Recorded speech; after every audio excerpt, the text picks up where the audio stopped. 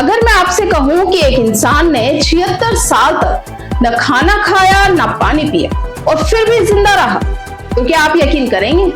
शायद नहीं, क्योंकि विज्ञान कहता है कि बिना पानी के इंसान कुछ दिनों से ज्यादा जिंदा नहीं रह सकता।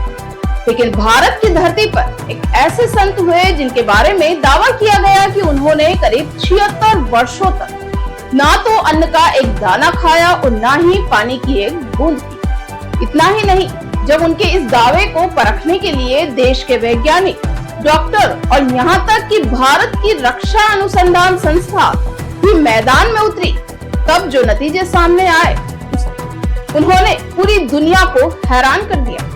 आखिर कौन थे ये संत? क्या सचमुच उन्होंने कोई दिव्य शक्ति प्राप्त की? क्या सचमुच उन्हें कोई दिव्य शक्ति प्राप्त थी, या फिर ये मानव शरीर का ऐसा रहस्य था जिसे विज्ञान आज तक समझ नहीं पाया? आज हम बात करेंगे उस रहस्यमय संत की जिनका नाम था प्रहलाद जानी, जिन्हें दुनिया चुनरी वाले माताजी के नाम से भी जानती है। प्रहलाद जानी का जीवन शुरू से ही रहस्यों से घिरा रहा। गुजरात के एक साधारण परिवार में जन्मे प्रहलाद जानी बचपन से ही आध्यात्मिक प्रवृत्ति के थे। उनके अनुयायियों का दावा था कि कम उम्र में ही उन्हें देवी महामाया के दर्शन हुए थे और देवी ने उन्हें आशीर्वाद दिया कि उसके बाद उन्हें कभी भूख और प्यास महसूस नहीं हुई।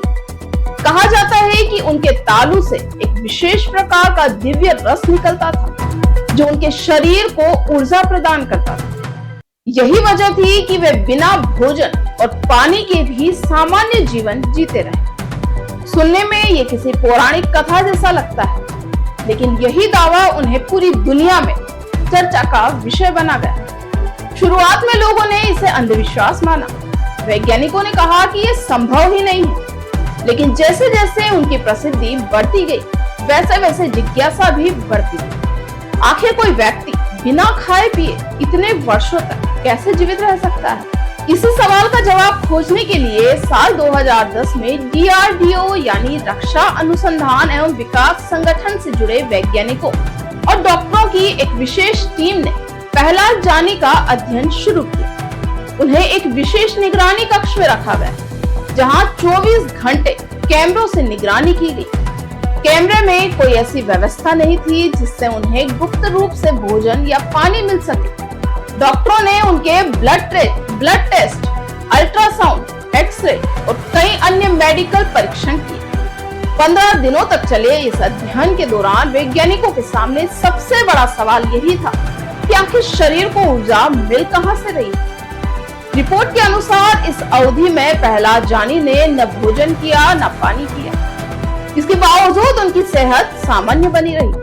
उनका ब्लड प्रेशर स्थिर रहा, शरीर के कई पैरामीटर सामान्य पाए गए और वे किसी गंभीर कमजोरी के शिकार भी नहीं दिखे। ये देखकर वैज्ञानिक भी हैरान रह गए। हालांकि उन्होंने इसे किसी चमत्कार के बजाय एक असाधारण जैविक स्थिति बताया और कहा कि इस पर और शोध की आवश्यकता है। दरअसल DRDO की रुचि केवल आध्यात्मिक जिज्ञासा के कारण नहीं थी।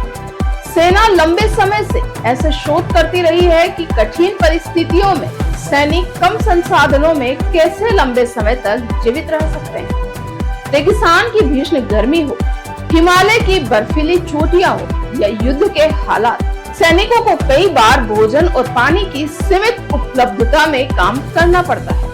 ऐसे में प्रहलाद जानी का अध्ययन सेना के लिए भी महत्वपूर्ण माना गया। वैज्ञानिक ये जानना चाहते थे कि क्या मानव शरीर में ऐसी कोई क्षमता छिपी है जिसे विकसित कर कठिन परिस्थितियों में जीवित रहा जा सके। लेकिन जितने जवाब मिले उससे ज्यादा सवाल पैदा हो गए। आखिर शरीर में ऊर्जा का स्रोत क्या था? क्या ये योग और साधना की कोई विशेष अवस्था थी? क्या मानव शरीर में ऐसी जैविक प्रक्रियाएं मौजूद है जिन्हें विज्ञान अभी तक पूरी तरह समझ नहीं पाया? या फिर यह अध्यात्म और विज्ञान के बीच का कोई ऐसा रहस्य था जो आज भी अनसुलझा है? इन सवालों का कोई स्पष्ट उत्तर आज तक नहीं मिल पाया। 26 मई 2020 को गुजरात के प्रहलाद जानी का निधन हो गया। उनकी उम्र करीब 90 वर्ष थी, लेकिन उनके निधन के बाद भी उनके जीवन से जुड़ी चर्चाएं खत्म नहीं हुई। आज भी जब उनका नाम लिया जाता है तो विज्ञान और अध्यात्म के बीच बहस शुरू हो जाती है। कुछ लोग उन्हें चमत्कारी संत मानते हैं, कुछ योग की चरम अवस्था का उदाहरण बताते हैं, तो कुछ वैज्ञानिक आज भी उनके जीवन को मानव शरीर की अनसुलझी पहेली मानते हैं। सवाल आज भी वही है, क्या सचमुच कोई इंसान 76 साल तक बिना भोजन और पानी के जीवित रह सकता है?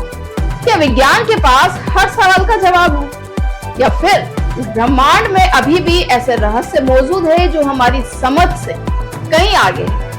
प्रहलाद जानी का जीवन इन्हीं सवालों के बीच एक ऐसी पहेली बनकर खड़ा है जिसका जवाब शायद आने वाली पीढ़ियों का विज्ञान तलाशेगा।